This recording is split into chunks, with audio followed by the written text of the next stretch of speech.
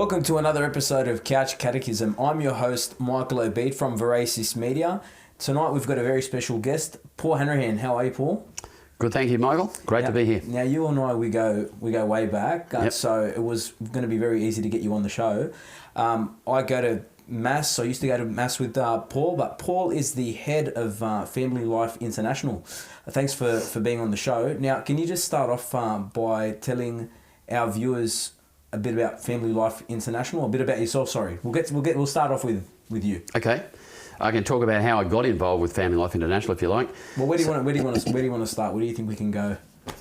I was brought up Catholic. I've got 6 siblings that are alive. I have a brother who was stillborn, so I came from a large Catholic family, cradle Catholic family. But like a lot of people growing up through the hippie era of the 60s and the 70s, the disco era of the 70s, those sort of times, ended up not practicing my faith and getting involved in all the wrong things, I suppose. And being from the Shire probably didn't help too much. Probably not. No, that's right. and so we, and I was, bowling along quite comfortably. It wasn't. I know Mum and Dad weren't too happy about things, but there wasn't much they could do once I was an adult. And I met a really nice girl, and when I asked her to marry me, she agreed. And I remember my mother asking me, where will you get married? And I said to her, you mean location or denomination? And she just went, yes. I said, because my dad wouldn't have come if it wasn't a Catholic church. Oh, wow. So we got married in a Catholic church because of that, mainly. I wasn't practicing my faith, and we got married locally. We didn't have a mass, we just had the marriage ceremony. Okay. And my wife had said to me, I'll never become a Catholic. I said, I don't care, because I wasn't practicing my faith. So, okay. But things change. A few years later, when we had our first child in 1989, and we had my mother who'd been sick with cancer, breast cancer, for some time, and she died 5 months after Brian was born. All those things had an impact on me, and I'd started coming back to Mass and practicing my faith. And one thing I was clear on, I didn't know enough about my faith, that's for sure. And funnily enough, I used to say I'd lost my faith, but I realised that's not true, because a lot of the friends I had were non-Catholics or Protestants and anti-Catholic, and I would defend the Catholic Church, or defend the existence of God with these people, but I knew I didn't have terribly good answers, even though I'd argue about it with any. I'd argue anyway. So when I came back to practicing my faith, I wanted to learn it. So, the old line, seek and you'll find, knock on the door will be answered, was like that. So next thing you know, I'm going to apologetics talks with friends of Scott Hahn's, like Jerry Matitix, and others like Steve Wood. And back in those days. Yeah, that's from Marcus Grodi. I met all those people and talked to those people, and I've met them since in America. And Steve Wood's a great guy on the family issues, and runs an outreach, an apostolate there for men, to be fathers and to be men, to act like men, called St. Joseph's Covenant Keepers. Okay. And but I went to a talk Jerry Matitix gave at Riverwood, and Father John Walter, who was a pretty good priest in the Archdiocese of Sydney, was in that parish, but it was also the parish of a lady called Gail Instance. Okay. And unbeknownst to me, all the pro-lifers were there.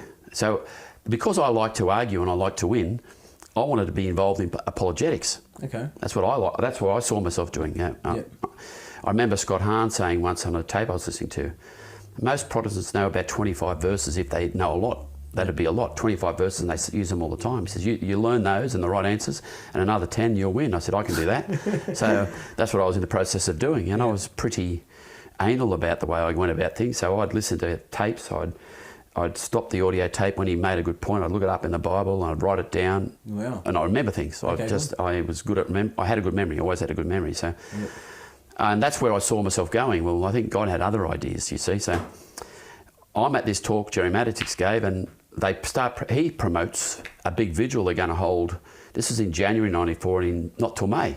So in May, they're going to be a big procession vigil. They're going to gather at a park, and we're going to go to preterm, which was then at Newbridge Road in Camperdown. And sorry, what year is this? 94. 94, and preterm is a an abortion clinic. Just for Preterm was one of the oldest in Australia, certainly the oldest in New South Wales. Yep. And had been registered back in the 70s and incorporated, and so they've been around a long time. Okay. And that's where they were located, near the Children's Hospital, across the road from the Children's Hospital in Camperdown. Wow. How bad's that? Far out. But I didn't know any of that, and so like everyone else there, because the speaker was promoting it, we're all wound up. And Yep. Yeah, of course, put your name down, right? And this is before people sent out emails and things to you. Yep. You got a letter in the mail. I'd forgotten all about it. So 3 months later, I get a letter saying, you promised to turn up at this vigil. And I'm going, oh, what did I do that for? Okay. I don't want to do that. Yeah. But I said I'd go, so I did. Okay. Well, that's kind of the start. Wow. That's what it was. And it was not nearly as organised as we have had in the more recent past, Yep. with some good advice and things we did. So a lot of shouting and people yelling and the cops coming and people protest. It was more like a protest. So A lot of people show up? a couple of hundred. Okay. Yeah. And Both sides or? no, mostly Mostly pro-lifers? Yeah, a couple of people going past yelling abuse, the staff complaining and all those sorts of things going on. And Yep. I'm standing there just holding a sign, abortion's wrong, or Okay. abortion is illegal, and stuff like that. And But you weren't as there was passionate. no one really much talking to Okay. the girls going in. Yep. There was more of a presence there. And Okay. they decided then they wanted to have this on a regular basis every month. Somehow I said yes to being on a committee to help organise Okay. these things. So that was my second mistake. So I did anyway, so that's where it started. So we did 6 months, just monthly vigils down there at preterm. And Gail then is Gail Instance, who I found out later, she was in the parish at Riverwood, is one of the founders of what is now Family Life International, what was then called Human Life International. Okay. And along with two guys, Bede McDougall and Bert Sadler, had started this back in 1988. Okay. And its original incarnation was called Australian Catholic Pro-Life Association. Yep. They changed their name in 93 to Human Life International, became a branch of the international organisation set up in America by Father Paul Marks, Yep. called Human Life International, which had places all around the world, in several countries in Europe, in England, Yep.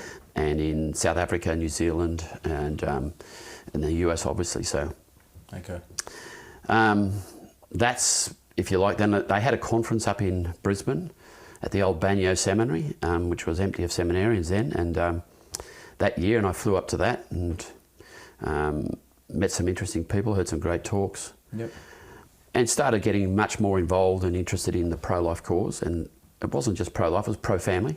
Yep. So the mission of Family Life International has always been a pro-family, pro-faith, pro-life. Okay. Okay, and the principles that we are guided by are principles of the Catholic Church, the doctrine of the Church. Yep.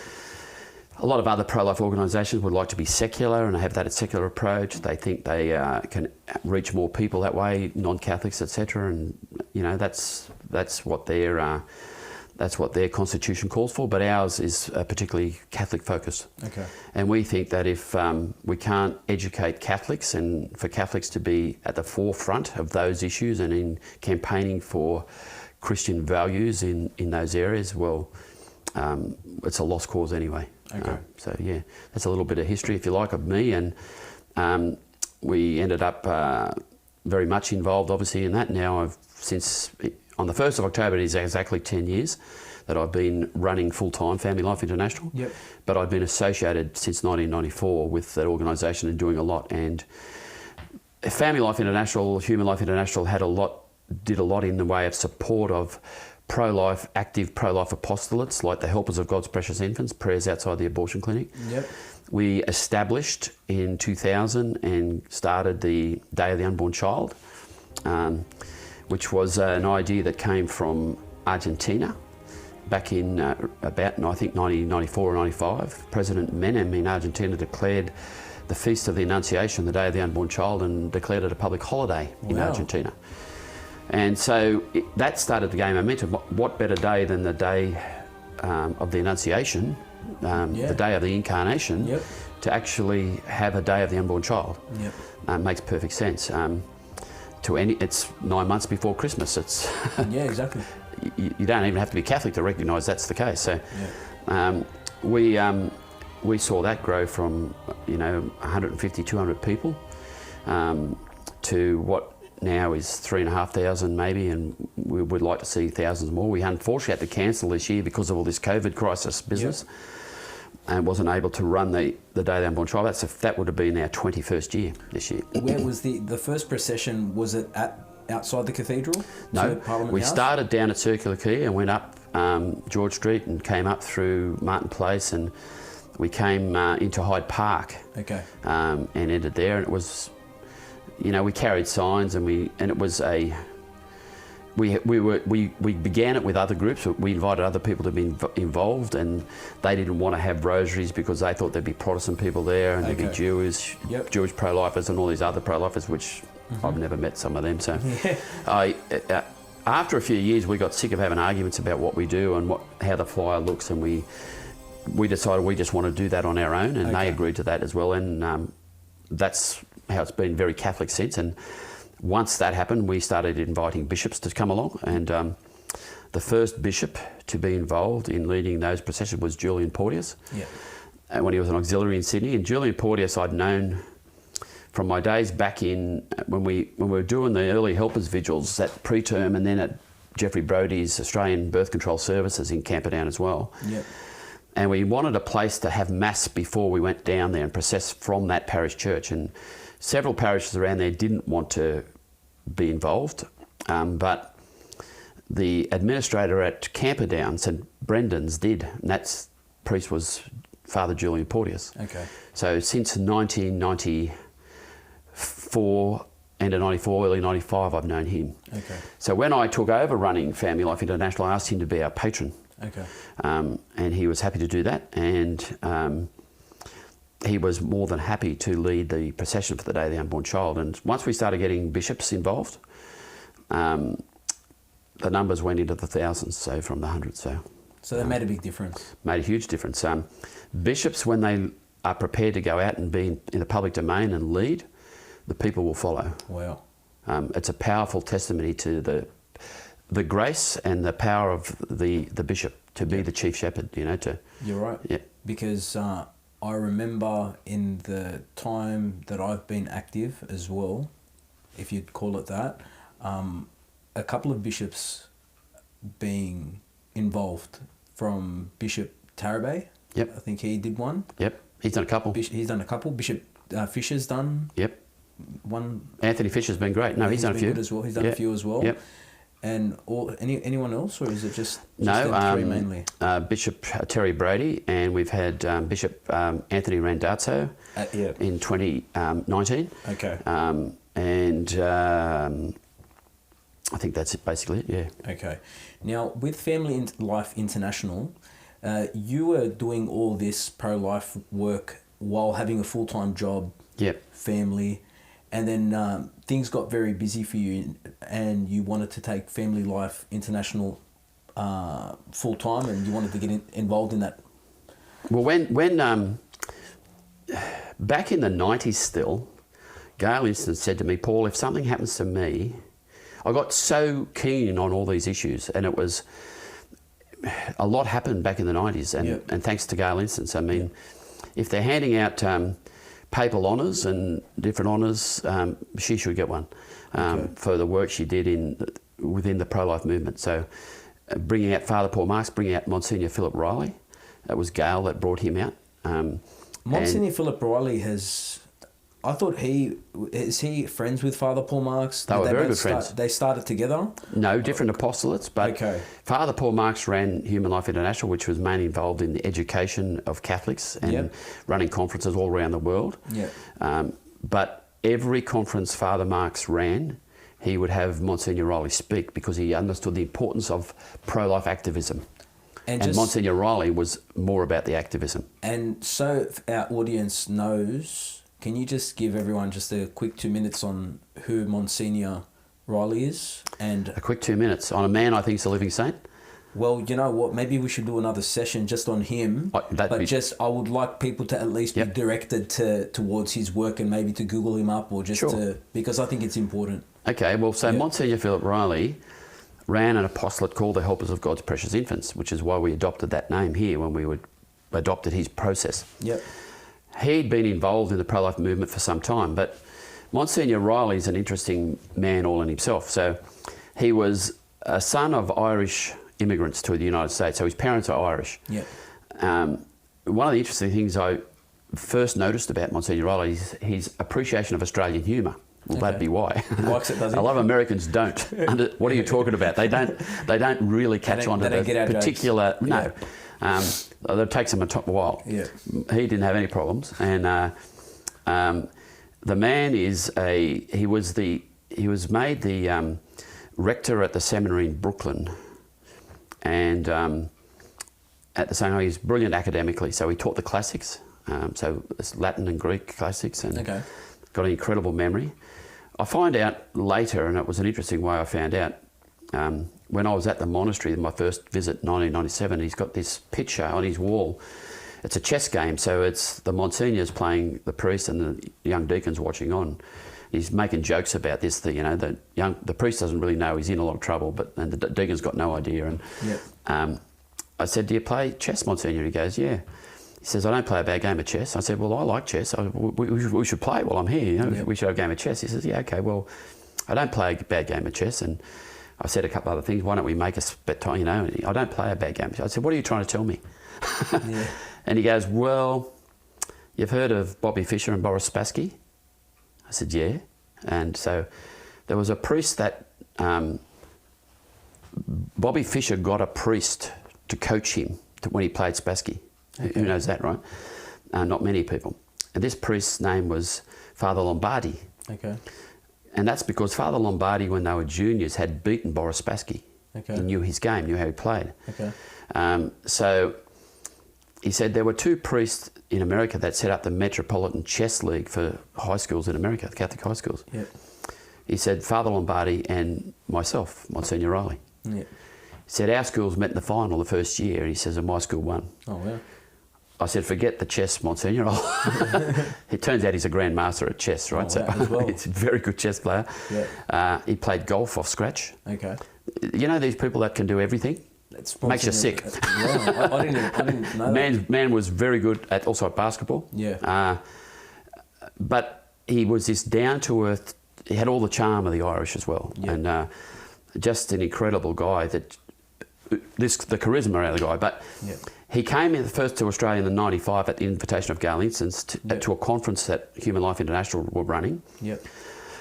And we're holding that conference at Riverview High School, the GPS school over at Lane Cove. Lane Cove. Lane Cove. Yeah. Yep. And we had back in the '90s, we were doing audio tapes, not videotapes of talks. And the guy that were doing audio tapes, he's all set up to do all the talks, and we had to start with a mass, an opening mass, and Monsignor Riley was the celebrant at the mass and gave a homily, and everyone sat there like, how good was that? It was the most amazing homily. Yep. After the mass, did you record that? He said, I didn't even think to record that. Oh, no. It was just so good. So that was my first introduction to him, basically. Yep. And we go because we must. Our Lord said, you must be the light of the world and the salt of the earth. When he finished the first Mass, he said, come with me to Gethsemane. Come with me to Calvary. Do not be afraid. We start the vigil then using the means God told us to establish a culture of life. It's the woman and her son. And so we start the vigil by offering the blood of Jesus at Mass to our Heavenly Father. Reparation for the sins of the world and to change hearts. And then we go with Mary to Calvary, to Golgotha. She leads the way. Many innocent blood was being shed, and I stood there with love and prayer, and I gave witness to the preciousness. This is the Son of God. These children are God's precious infants. This mother, this father, they must come back to their senses. God loves them. God died for them. Of course, he thought out the whole process of praying outside abortion clinics and why we do it and what we're there for. And we're not there to get arrested and be heroes or to block doorways and do silly things. We're there to help the girls, and the main ministry isn't saving lives; it's saving souls. Yeah. He says one way or another, those little babies are going to be with God. Yeah. And it's a tragedy, and there's a whole lot of things you could say about that. And it's not that we don't want to save their lives, but the mothers and the fathers and the doctors and people working in these places, their souls are in peril. Yeah. And he said, so that's our outreach. That's the main thing, and we've got to focus on that. So, and you won't save the babies if you aren't able to convert the mother and touch her heart. Okay.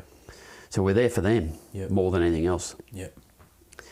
And it was a whole way of looking at the process, and that we're at the modern day Calvary. Yep. Innocence is crucified. Yep. Whatever you do to the least of these, my brothers, you do unto me. Yep. And so he had that philosophy. And because he was a very good, very holy priest, especially, that transmits to any apostolate that he was engaged in. Yeah. So he'd been arrested outside abortion clinics. Friends in the priesthood had said to him, well, that's it for you, Riley. Now you'll never become a bishop. Because he's been arrested? Because he's been arrested. He said, hang on a minute. He says, oh, I thought you had to get arrested to be a bishop. He says, what about all the apostles? What about our Lord himself, right? So, great lines, right? So getting arrested holds no fear for him. Yeah. When I got arrested the first time... It should be on the resume. It should be. Yeah. That's right. That's exactly right. So but that wasn't the plan. You know, you don't want to be arrested for the sake of being arrested, because then you're removed from the place where you can actually provide the help. So he came up with the whole philosophy of the helpers. And he said, we were going down there, we were all getting arrested and dragged away and all the rest of it. He says, I know, we're forgetting something. God. So he changed the whole focus. Okay. He said that way, and then he'd put in parade permits and all the rest of it, that anyone that was then not praying the rosary, they got arrested. Okay. You see, they're not welcome here and we've got a permit. If you're not praying the rosary, you're not part of us, you can't be here. Okay. So his whole philosophy changed, and he told me once, he said, what, you've never had protesters when we knew there was a big protest coming up? I said, well, I'd ring him and talk to him in New York a lot. So he says, you haven't been baptised. He says, you know, I've been to vigils outside of Bushwicks where we had 1,000 protesters. He said, mind you, we had 10,000. Yeah. He's run some big processions through New York City and stuff like that. So bigger than the Day of the Unborn Child, but equivalent to that. Wow. So that's the man. And in 2011, you unfortunately couldn't come. You were going to come. Yeah. We took a retreat, 30 young people to New York.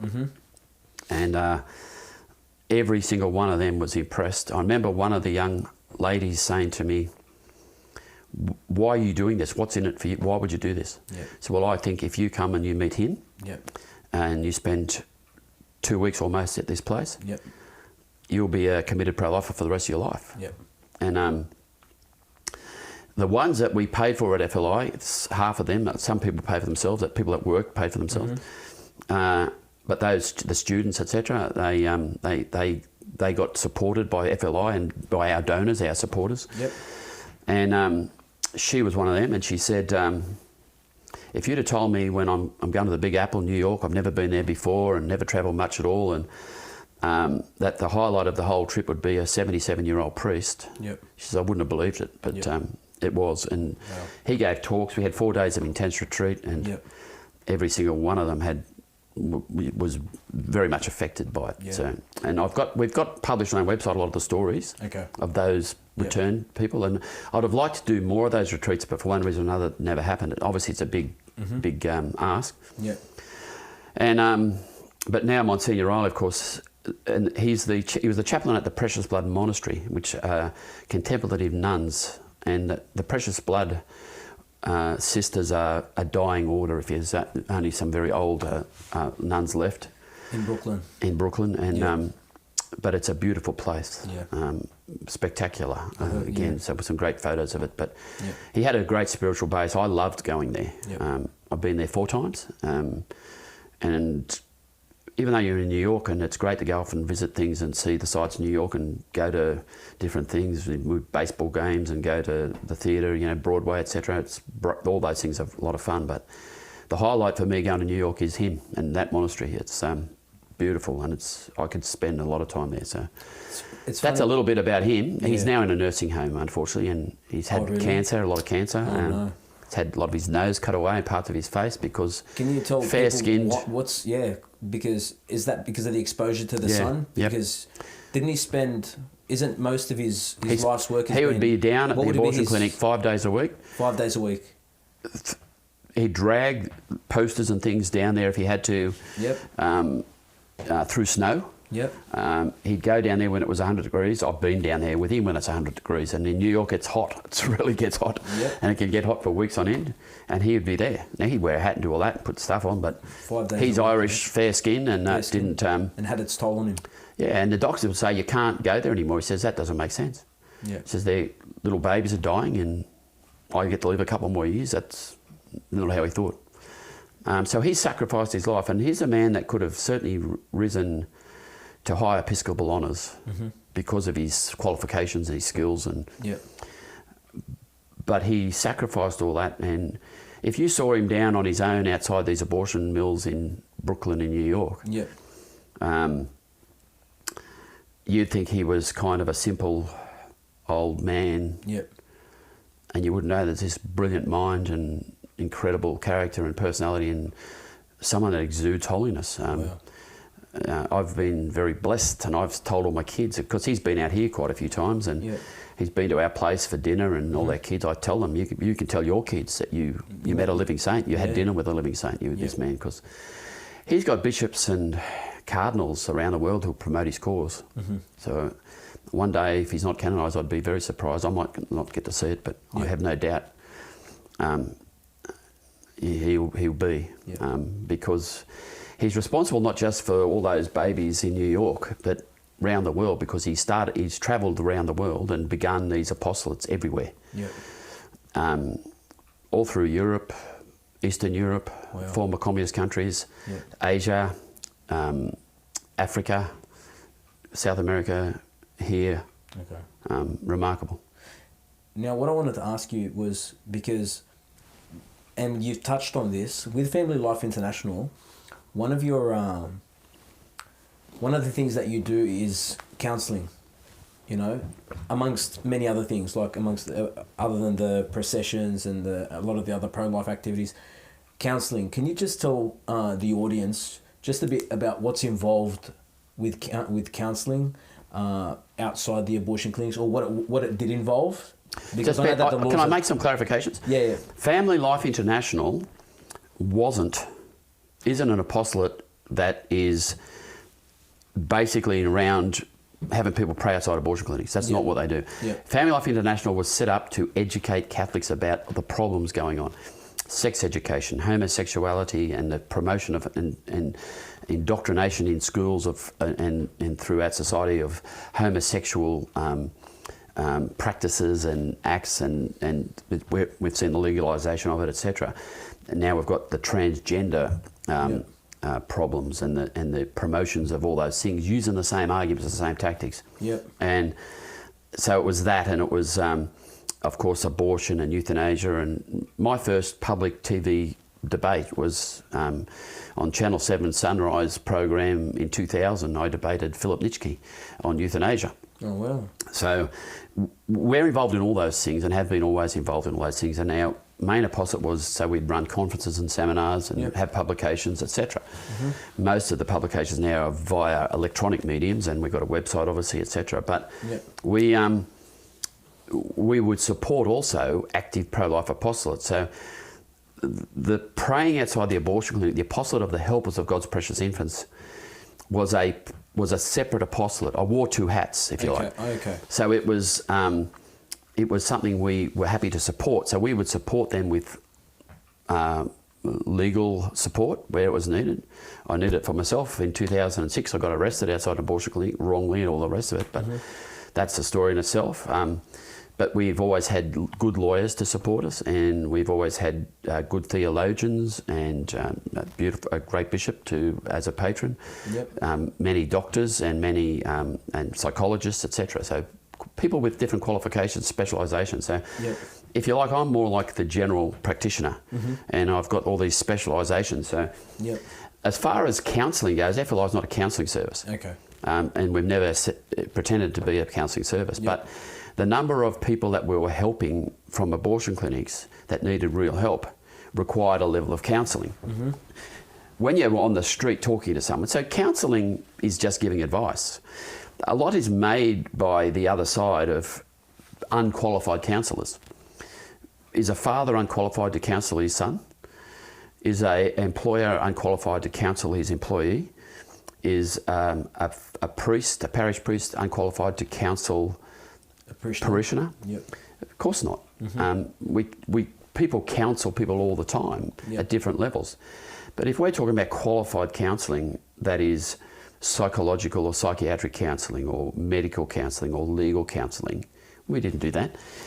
We were a referral process, if you like. We'd send them to those people who would volunteer their time most of the time to offer their support as well.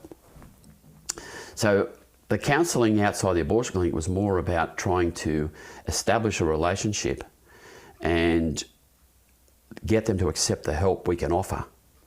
And whatever the problem was, we could help. And we had a lot of people.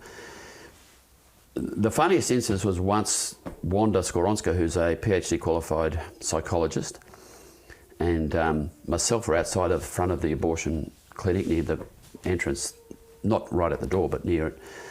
And we had people across the road praying. The prayer group would be always across the road, away from the place. Yep. That way it wasn't too intimidating for people to stop and talk. Mm-hmm. And a girl came past, a local in Newtown, and she had pink and purple hair and tattoos and studs and all the rest of it. And she came past and started getting stuck into us, as often that would happen. You people are terrible. I said, well, what did we do? And she said, you don't know what these poor girls are coming here for. And she says, they might have some legal problem you don't know about. So we have a lawyer across the road. This is true, of course, I don't lie. Yep. We had a lawyer across the road. She goes, oh, well, it could be a medical problem, you don't know that. I said, we've got a doctor over there as well. She goes, well, it could be a financial problem, you know that. I said, I'm a financial advisor.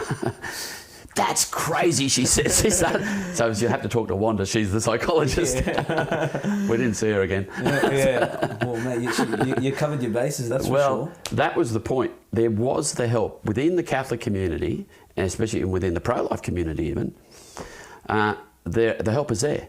And I was talking to you off camera before. I spoke at a conference for Fred Nile in the Festival of Light. After I'd had a hip operation, I had to get my wife to drive me up to Collaroy to go to this conference, and I was on crutches still. And I met a guy there who was Coptic Orthodox, and my talk, they wanted me to talk about abortion, but I talked about contraception and abortion and the connection and why contraception is a problem, and was well received. Mm-hmm. And he came up to me afterwards, this guy, and told me he's a lawyer and he'd be happy to help us any time if we need any other legal help. Yep. I said, that'd be great, yeah, and took his card and didn't think about it.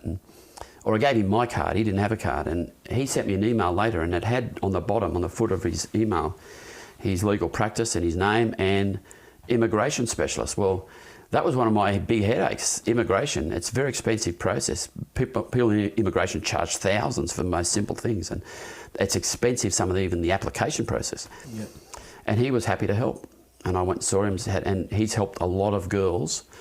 You see, I can't counsel someone about the immigration issues, but I can tell them that these issues, particular issues, I don't know how to do it, but I know someone who knows how to do it. So just so that our audience know, some of the women that you help, for example, that are going into have an abortion, they're not even Australian citizens. No. Are they? No.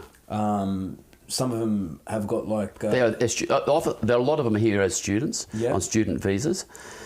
Now and again, there's been girls who are here on working visas, but similar sorts of problems. And the student visa especially is a problem because then it can affect, if it's going to delay, they're here for a certain time. Yep. The visa allows them that certain time.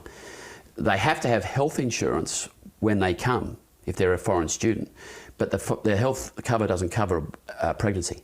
Okay. So there's all those problems that go with that. So extending the visa and making the right applications, and the immigration process is fraught with risks. If you do it yourself and you muck it up, you don't get a second chance. You can't go, oh, sorry, can we resubmit? No. Okay. Because you put it already in, it's a legal document, basically. So I've had some people find that we can help them too late. They've already done these things. So one of the girls that we did help and took our help, and she never wanted an abortion. She was being pushed into the abortion clinic, but she was originally a refugee from Africa, Sierra Leone, and she'd seen her mother raped, her father murdered, and she'd come with an auntie as a young, teenage girl and got to Australia, and she working and trying to get her family here, and she ended up married and kids, and she found us, and but she'd already put in applications, and it made it even more difficult.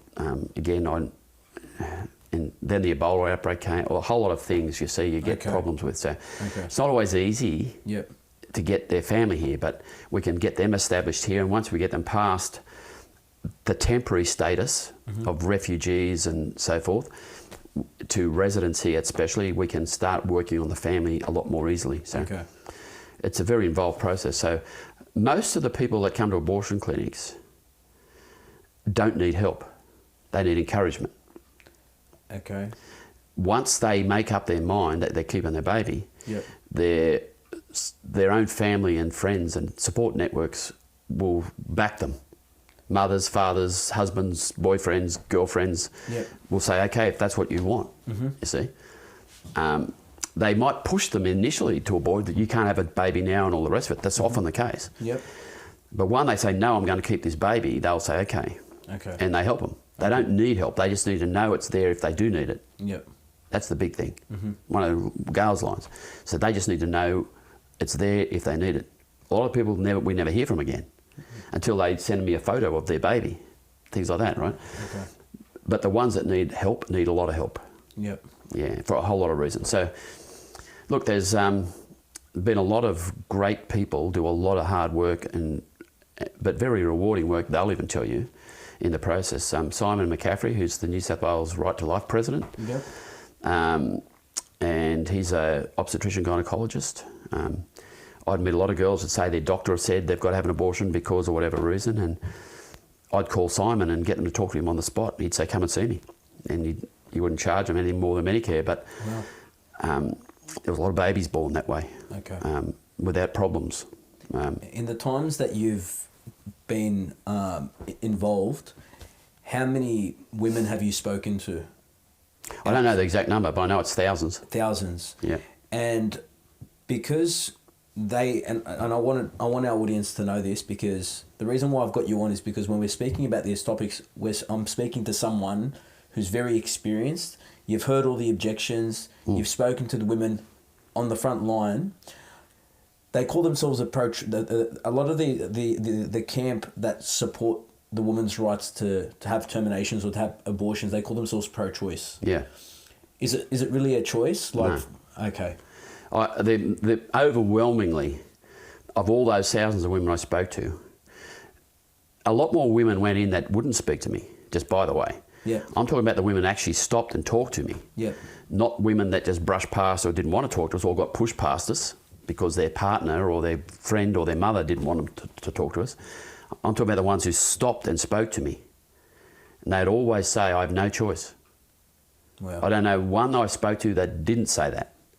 Wow. They never said it was a choice I've made, but I could do this, that and the other, and it's not a problem. It was always, I have no choice, and there was reasons why that was the case. Wow.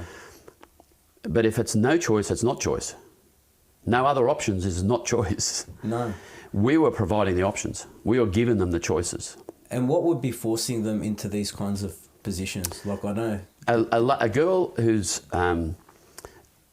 pregnant, a woman who's pregnant, and often they're young, but they're not all. Some are older, but they're usually in a relationship that's not very stable or not very set, not very, firm, and they're unsure. They're going to get support, so they feel alone. The more extreme cases, young girls still living at home with mum and dad, and they fear being thrown out of the house. In fact, one young girl came to me via a friend who was a practicing Catholic and got her to come to see me. Mm-hmm. And she's only 18. She'd had an abortion previously. Wow. The parents told her, if you get pregnant again, we're not going to support you, you're out. They're going to throw her out. They told her that. So she was pretty sure that would be the case.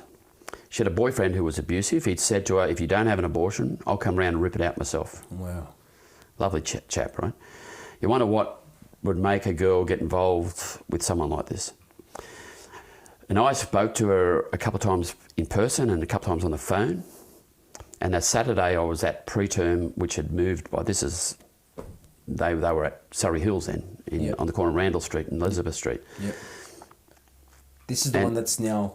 It's closed. Closed. They're finished. They're gone for good. They didn't move. They're gone. Shut down. Sydney's oldest abortion? New South Wales' oldest. New South Wales' oldest abortion. But thanks to the help of Family Life International and... They're gone. And God's prayers, they're closed now. Yep. When we started going back, we went back there to Surrey Hills after Brodie's place closed down in Camperdown in 2007. So we started at the beginning of 2008. Mm-hmm. They were having 13, 14, 15 people turning up. As time goes by, we notice less and less turning up. And it's because we're there. There's no doubt about it. That's why the problem is. So for people who think that a presence doesn't do anything, or prayers, or a prayerful presence, they just need to look at a perfect example of the preterm clinic in Surrey Hills to know what... We've closed several down. Yeah. Not just them. Brodie's place closed down. We had people at Fairfield, a place that closed down, and at Homebush also. That's right, yeah. And we were very much involved and supportive practically and legally a whole lot of ways with the people in Albury who closed that place down, right? Yep. So just before that, it closed just before the bubble zone laws came into New South Wales. That's right. So, yeah, there's been a lot of success in shutting abortion clinics down. If we had the number of people I think should be there, day in, day out, we'd close them a lot quicker and we'd close a lot more and we wouldn't have bubble zones. Yeah. Getting back to this girl though, so what happened with that situation? So that girl, so she turns up there and with this bloke, and he wasn't happy to see us and made a lot of threats. So we'd call the police, and when they came down, they didn't do much. They might have gone in. She said she was all right. She's obviously just... These girls are very... Why was the police called? I called them. Oh, you called the police? Yeah, because the guy had made threats. I'm going to come out, I'm going to do all sorts of terrible things. I thought that was something normal. I thought that happened all the time when you were down there. The police? No, not the police. The threats. Yeah. Oh, they did. Yeah. So, but if I thought someone was more serious and may have been a problem, it was better to have the police there before the problem happened. Okay. Yeah. And you saw that he was getting a bit fired up? Oh, yeah. So, anyway, they hosed him down, and he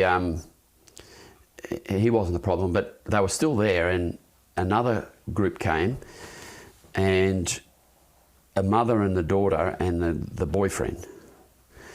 Now, I have a suspicion he may have had another relationship, and this was an affair that he was trying to cover up, but he was pretty hostile. Wow.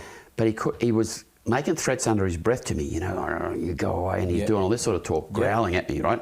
But he couldn't do much because the cops are right there watching. Far out. And I went and told him, this guy, because they told me, the girl told me, I don't want to have an abortion. He's forcing me to have it. Well, I told them that. So they kept an eye on him. So that ended up a turnaround. Was she there just with him or with mum as well? The mother's there as well. And the mum was whatever she wanted? Didn't know what to do. She was just following, but he was driving it. Okay. She didn't want it. She ended up leaving. Okay. Now, I don't know what happened in the fast. They didn't get back to touch me, but she didn't have the abortion that day. And she had my card if she needed help. Okay. And I didn't hear back from her. So we had a turnaround that day. Beautiful. Thanks to the police being there, because he'd have been a lot more aggressive as well if they weren't.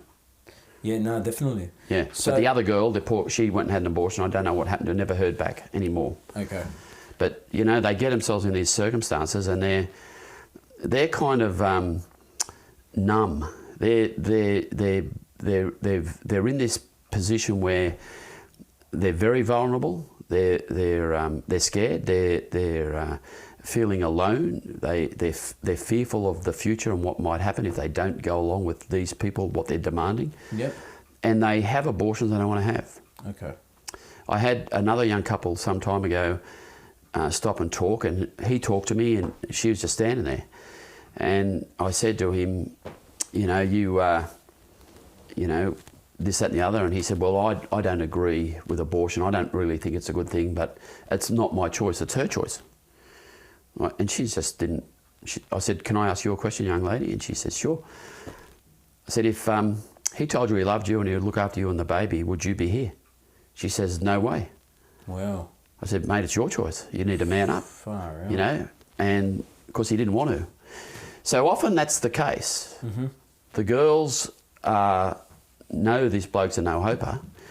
They shouldn't be in that situation with him if they know he's a no-hoper, but they are. Mm-hmm. And so, unfortunately, that's what you find a lot of times. So, look, there's a lot of other more normal situations, and, you know, they get convinced that this is not the answer now. They're studying, they've got a wedding coming up, and they don't want to be pregnant. There were all sorts of crazy things that I've heard. You can't dream up something I haven't heard. Okay. Yeah. And some of the harder cases that you get, for example, if they're in really bad financial situations, I don't know if there's been cases where there've been women that have been homeless, or even some situations where people are out here on refugee, they're overseas students, Yep. and they're about to go back, and if we've had girls who are prostitutes, Yeah. and pretty well working on the street. and getting One day from some of down the at clients. the place, and Wow. could have been during 40 Days for Life. I got a call and I was in the office, and Yep. I went back down, and she ended up getting back to the office, and she'd had already 6 or 7 abortions, and she was with a bloke who was pimping her, and she'd been with this guy since she was like 12, 13. She'd been abused as a young girl by a stepfather, not uncommon. Many girls, especially with multiple abortions, have a history of abuse from very young ages. Yep. And so we knew we had to get this girl away from this bloke. Yep. He was living off the proceeds of prostitution. She was also using drugs. She actually sat in the office, at FLI office, and she said, I think she was around 25 or 6, she said, if I don't get out away from him and out of this life, she says, I won't make it to 30. Mm-hmm. She knew it. So we got emergency accommodation with the Immaculata nuns. They were still in Sydney. Yep. And at Lewisham. Yep. And we organised with the nuns up at Mount Tabor, up at Bellingen, for her to go up there and stay with them. Okay. Get right away from him. Yep. And we got her on a train the next day up there, and she got to the nuns. I spoke to the sister up there, and she told them the next day she had to go to Coffs Harbour to buy some clothes, because she'd come up with nothing. She didn't have anything, any change of clothes and things, so, because it was such a rush getting away. And she went into Coffs Harbour, came back, and she said, and then the next day she disappeared. And sister told me, she said, we don't know where she's gone, and we went looking for her, and we found her. She was down in the pub in Bellingen, and this guy was there. He came up from... She'd rung him. You see, that she'd become so dependent on her abuser that she couldn't stay away. That was all she knew as far as family and a relationship goes. Yeah. And she's drug dependent, she's a whole lot of things. So abortion and abortion mills are covering up a lot of crime and a lot of abuse. Yeah. By what they do. They're happy to take the money. Yeah, because we were talking about that earlier. There's a lot of money involved for them as businesses, these mills. That's all they're doing it for. You know, they talk about helping women, the people that work there, but if they weren't getting paid, they wouldn't be doing it. Yeah. We wouldn't be doing it for free. That's right. We were there for free. Yeah. We do what we do voluntarily. Yeah. Didn't cost them anything, but not them. Now, they like to make a lot of their fact that they're not-for-profit organisations. And a lot of people misunderstand what that means. Not-for-profit doesn't mean you don't make a profit. It means you don't pay tax, basically. So there are not profits distributed to shareholders, if you like. So it's got to be used within the business, but they can still make money. Yeah. You still pay salaries. Yep. That's what they were doing.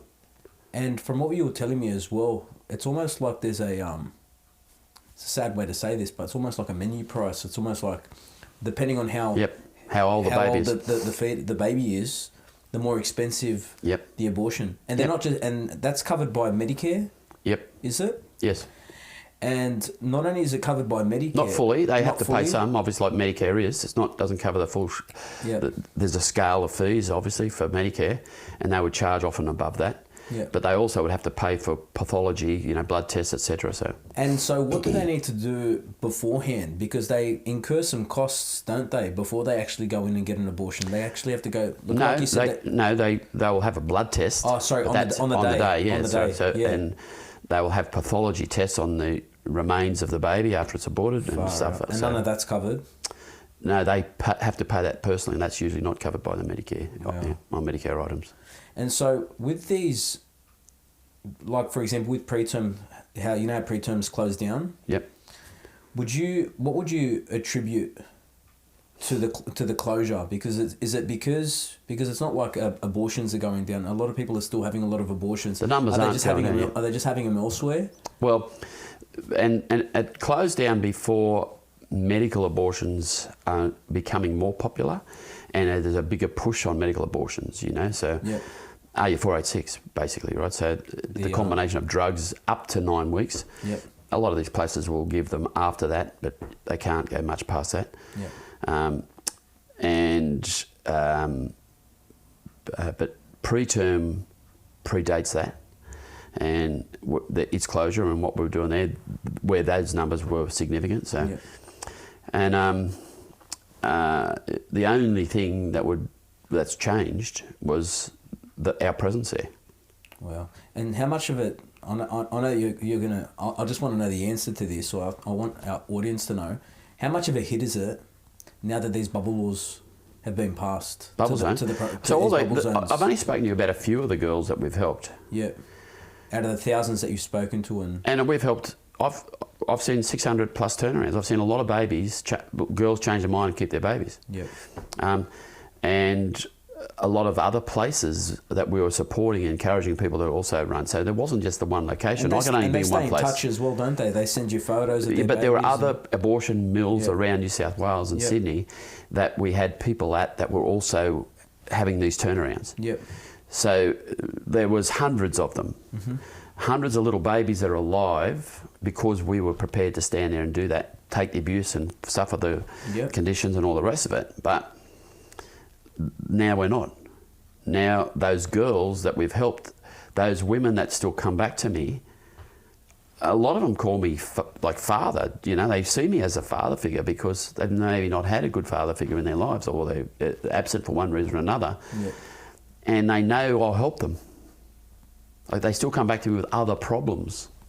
Other than this, for unrelated things. So even and want my help. Okay. And it's, you know, you want them to stand on their own and do that, and you know, if they're married and they got a family, and usually they're okay. Yeah. But I'll still get sometimes a thank you and a photo of the little kid going to school for the first time and things like that. Wow. Which is very nice to get. Wow. They're the rewards, but now if we're not there, those girls aren't getting choices.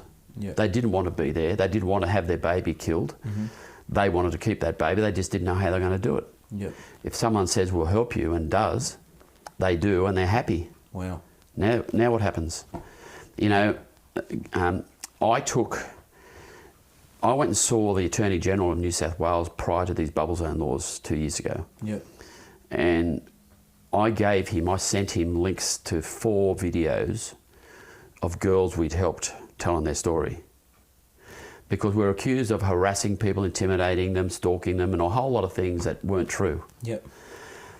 We even had one girl who had the abortion, spoke to us afterwards. The couple spoke to us afterwards. I told them, don't come here again, call us. And they did. And subsequently they had another baby. Okay. But if we had been harassing them and accusing them of being murderers and all those things that was said, after the abortion, would I have been able to talk to them and get them to see me instead of going there? Yeah. That doesn't make any sense. Not at all. I sat in his office and told him all those things. Told him this is a lie. These are lies. Yep. He didn't do anything.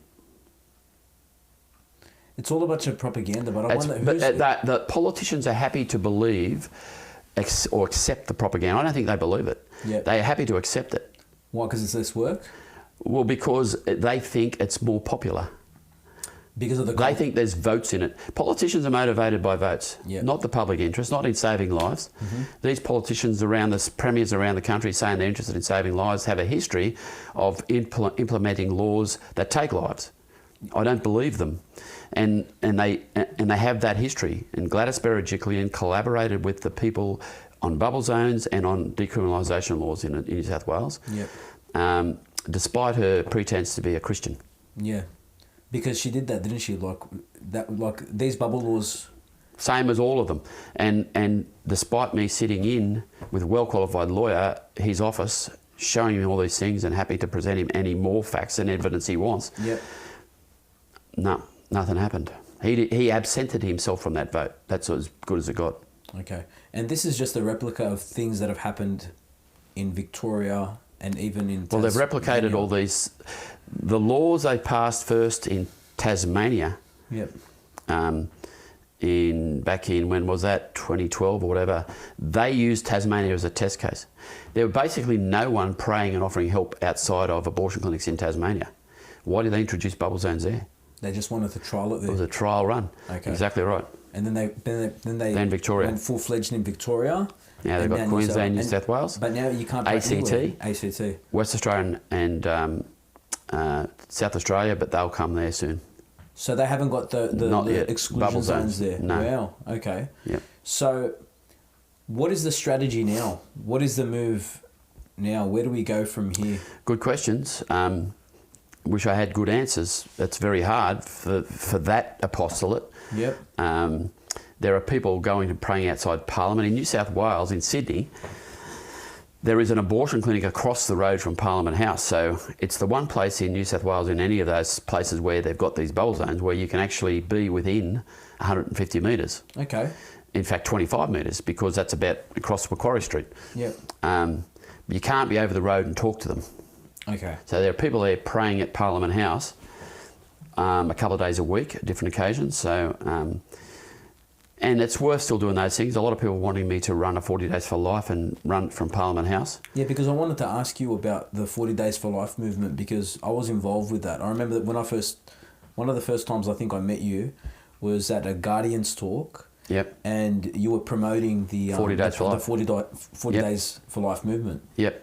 And you're a good salesman, because one thing I remember you saying not good enough. I would have got a lot more if I was that good. Well, I was very inspired, and I was very moved by what you said, and I think you quoted what St. John Paul II said. He said that it's something about there's a culture of death, and woe to you if you do nothing. Like speaking to Catholics. It's like that. Like there's a line in Evangelium Vitae. Yeah. No, it wasn't. That quote was from World Youth Day. Okay. One of the World Youth Days, where he said to the assembled hundreds of thousands of young people at the closing mass, I think, woe to you if you are not successful in defending life. Wow. He didn't say woe to you if you don't try. Okay. Now, he's a well-qualified guy, and he knows what the biblical sense of woe means. It's very powerful, and it's very prophetic as well. Yep. And I think he's right, because, and I'd said for a long time, if we can't end the scourge of abortion, we'll never win the battles over other battles around marriage and family, like homosexual marriage and other things, right? Yep. Sex education programs that are disgusting, and pushing kids into transgenderism and experimentation with sexuality and questioning. Those things are horrendous, but not surprising. If it's okay to kill unborn children at the rate we've been killing them, 100,000 a year in Australia in round figures for the last 50 years. That's 5 million. And around the world, the number is 2.5 billion in that same 50 years. 2.5 billion unborn kids, right? Now they say, oh, we'd have been overpopulated. All that overpopulation nonsense is part of the arguments to support all this culture, right? All this culture of death. And it's idiotic. People are a resource. People are also consumers, you see. So if you want to increase consumption and you want to keep economies growing, you need people. We have a problem now because we have fertility problems. We have populations aging, going backwards. That's a bigger problem. And 2.5 billion. That's incredible, when you think about it. There's nothing like it in all of human history. But not as a war against people, the scale of the injustice is only surpassed by one event in human history, and that is, of course, Calvary, and the crucifixion and death of our Saviour. Absolutely. But what I was going to say was, because I didn't even know this when I got started in the pro-life movement, but I didn't even know that in New South Wales, for example, that abortions up until now were illegal, weren't they? Yeah. So then how did people get around? By judicial decree, if you like. So rulings in courts questioning the laws, the way they were framed. So it would say that whosoever shall procure an illegal abortion, a unlawful abortion, will be guilty of an offence, etc. So, and there were 3 sections of the New South Wales Crimes Act, and it was reflected in other statutes around the country in state crimes acts. Yeah. The same sort of language, but they didn't mean that as a qualification that there were lawful abortions. Yeah. No abortions were lawful. Yeah.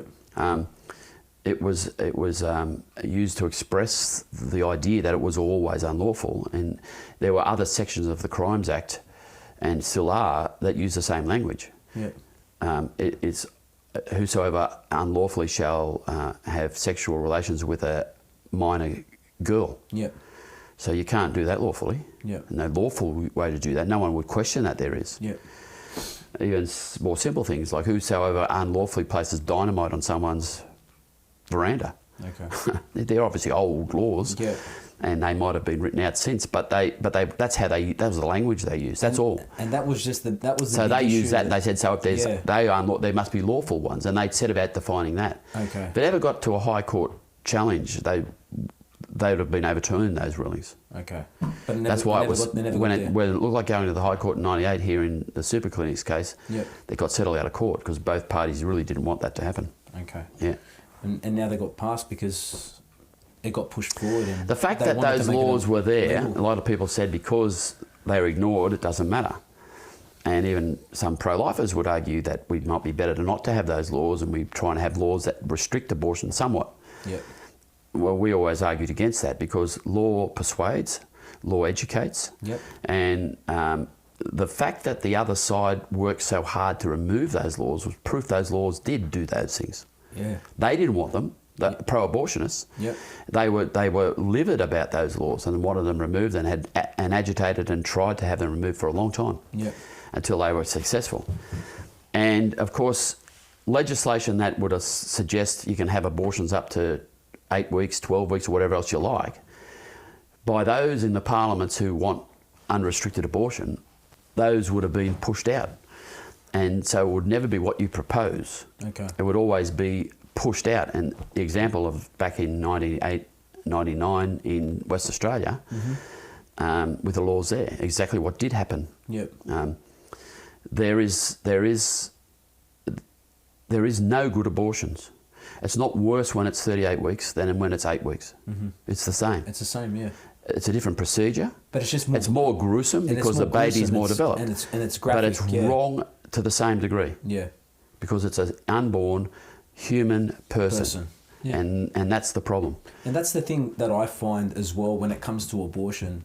I mean, like, it's very important for us to have other apostolates, or for us to be very motivated by other issues, like whether it's feeding the homeless or caring for the needy. Yep. But I always think at the end of the day, when it comes to the innocence of a human person and the fact that every human life has dignity, has an inherent worth and is innocent, the fact that these babies are innocent and they're getting killed, there's no graver injustice than that. Correct. And this is something that if we don't get that right, and if we don't fix that, or if we don't fight against this injustice, all the other ones are kind of like secondary. They follow anyway. Or they all follow, yeah. If it's okay to do that, it's okay to do these other things. That's right, yeah. And it's all subjective. That's right. And if a nation doesn't care about its people, and they automatically place some sort of a selective process on who gets to be alive and who doesn't, Yep. How can they say that they care about the rest of us? That's right. And that's exactly what you were saying with Gladys Berejiklian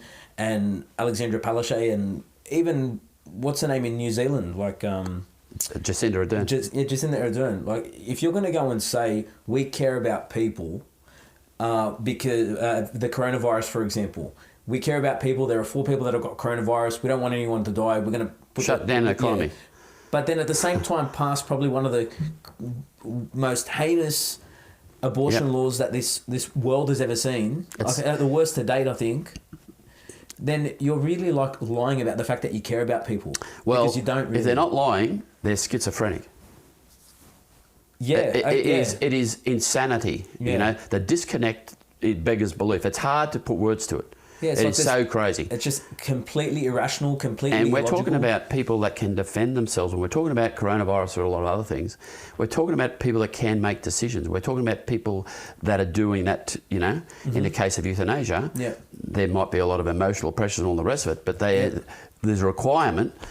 We know that doesn't always get fulfilled, and often not, that they make that choice. They elect this procedure. The unborn child gets no say. None, yeah. They're completely defenceless. They're completely voiceless. Yep. It's out of sight, out of mind. They're dehumanised in the first place. It's only a bunch of cells. It's all these different things. Yep. The stuff I've heard from well-educated people outside abortion clinics beggars belief. Okay. It's not alive. I've had people say to me, people with university, are you crazy? It's like, that doesn't make any sense. At all. If it's not alive, we don't have to kill it. But it's just madness, right? But they don't use that argument anymore, though, do they? No, this is not that long ago. Okay. And these are people saying things like that because they want to deny it. When I suggested unborn babies, girls are getting killed, to someone that's a radical feminist, are you saying they're girls and boys? Are you saying they know the sex? I said, are you saying they don't? So you can tell the sex of your baby from a very early age, right? Yeah. That's determined from very much the beginning. How do you not know that's basic biology, right? And these are people that consider themselves well educated. This is the sort of argumentation we get. Be honest at least and admit it, like some do. The Peter Singers of the world will tell you that they know that's a human person. He wants to redefine what person is. What a person is, But he knows it's a living human being that we're killing. He just says we should have that right. He wants to have that right after birth as well, of course, in some cases. Yeah, that's where we go. Which is scary. Infanticide. Which is dangerous. But you know what? Pagan cultures... They were doing it. Well, they engaged in human sacrifice. They engaged in abortion and infanticide, if the baby was unwanted. They engaged in homosexual practices and all sorts of other aberrations. And they don't exist anymore. That will happen to us. You know, you can't help but think all this, not just the coronavirus itself, but the fear and the ridiculous lengths and extremes that governments are going to, and the lies that are being peddled about treatments or possible treatments, and the lack of explanation about why they might think they're problematic, the lack of explanation and detail about vaccines.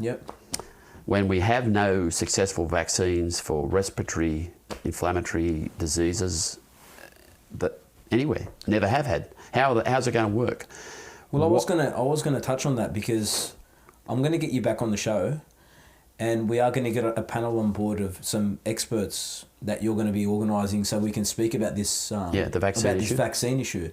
So for people who don't know, or they probably know now, cell lines of aborted fetuses are used in the making of vaccines. In some, okay. They use aborted baby cells to develop cell lines because they're pure. Right? Brand new, that's why. They can keep replicating that cell line. So it's not the baby cells still, but cell lines developed from those baby cells that they're using. And what a lot of people don't understand either is it's often said that this is from a baby girl in the Netherlands that was aborted in 1985 or one in the 70s, and they use all these things. But you know what entropy is? Entropy? Entropy? Things diminish, things deteriorate. That doesn't hold. Senescence is the same idea with these cell lines. That so they don't last forever. Yeah. They've got to be renewed. They've got to find new cell lines. Okay, so if they're going to want to use, they want to use human tissue because it's testing the drug. It's the way they develop the drug. So when we have this panel, we'll let the doctor talk about that more. No, explain those things and how that works. But so there are reasons they want it and why they want it. But this idea that this happened in the past, and because it's so remote from us, and it's material cooperation at the best, it's not a sin, and if we have to have these vaccines, it will be okay. Well, yes, if you're the end user, and that's the case, that's true. Yeah. But the church teaches us also we've got to campaign and we've got to argue for vaccines that are ethically developed. Yeah. And there are a lot of options on the table because there's 167 different developers at the moment for a vaccine for this coronavirus. Mm-hmm. Some of the leading candidates, about 20 leading candidates, I think 12 of those at least have ethically developed vaccines. Yep. There's some other of those developers who are using experimental methods for vaccine development and they're untested on human populations. Okay. That's an issue itself, a separate issue. But the ethical issue around aborted cells, aborted babies and their cell lines from those aborted baby cells is fetal tissue is a problem. So, we've been running a campaign and organising and involved in a campaign for that for the last couple of months. Yeah. Yeah. Okay. And we wrote to the Prime Minister, and it was a very good letter put together by doctors and lawyers and bioethicists, and signed by the President of the Catholic Medical Association, National President. And we have a petition now that's on the federal parliamentary website for the House that we're promoting. So, So, for our audience to know, we want people to be able to find the petition. Maybe we'll put a link up. If people go to www.fli.org, we'll put this on the screen, I'm sure. .au, all the other stuff. So there's a web address.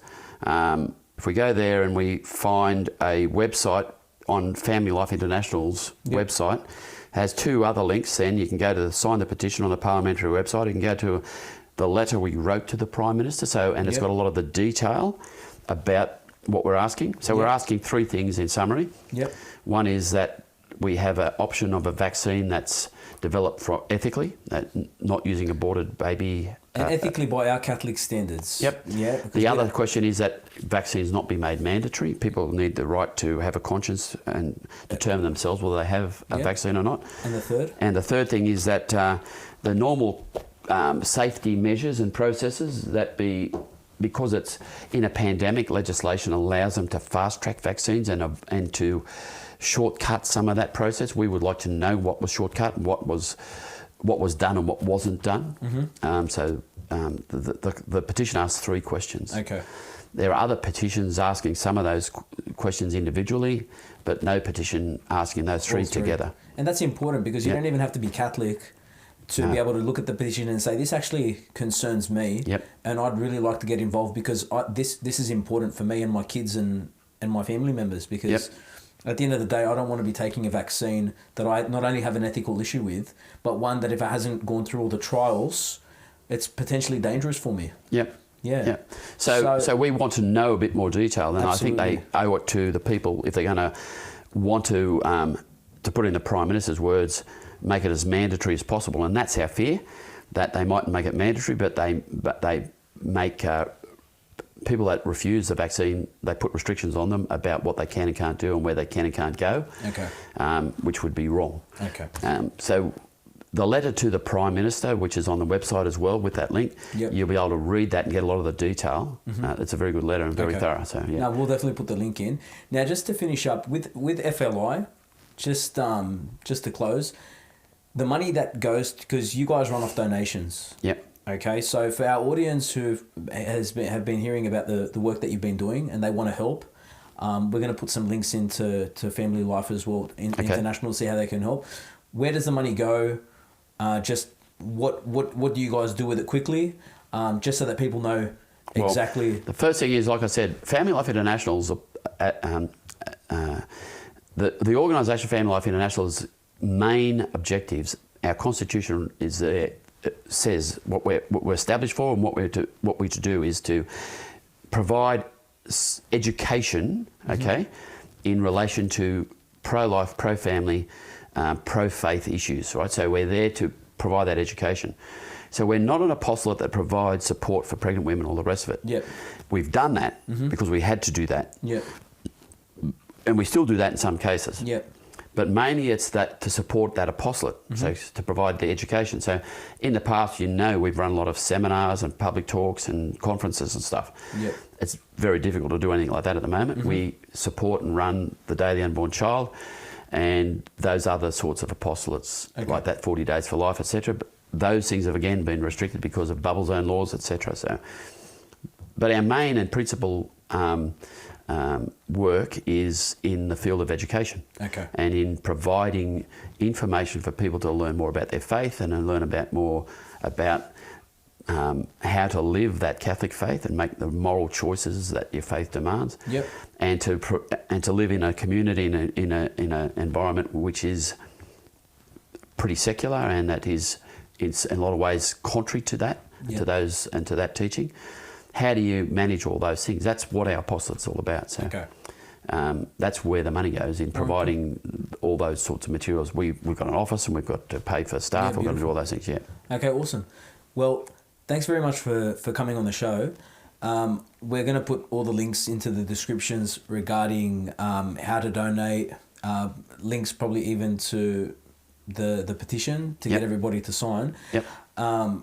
Education is important. People should be getting educated, especially on know your faith, on abortion. Know our faith, know what it is that we're fighting for, because even there are people that have probably come on the show tonight that have probably not realised, that not only is abortion just as grave and it's as bad as it is, but things like that I didn't really know that from hearing you, is that when it comes to women wanting to get abortions, that a lot of them don't even want them. No. No. So if there's anything that we can do to kind of help, or by informing ourselves, I think that would be very important. Well, still a lot to do, even though they've restricted us with the laws and the decriminalisation laws. There are areas that we're working on and to develop, and it needs people to do research, and it needs people to then pursue that research in the right quarters and to call these abortionists to account. They're engaged in unethical activity. They can legalise it, they can call it, and they can try and polish it up as nice as they like, but they are. And their principal business is slaughtering unborn children and ruining lives. Now, if we can undermine that in any way, we're also called to do that, and that's where we've been working and focusing these days. So absolutely.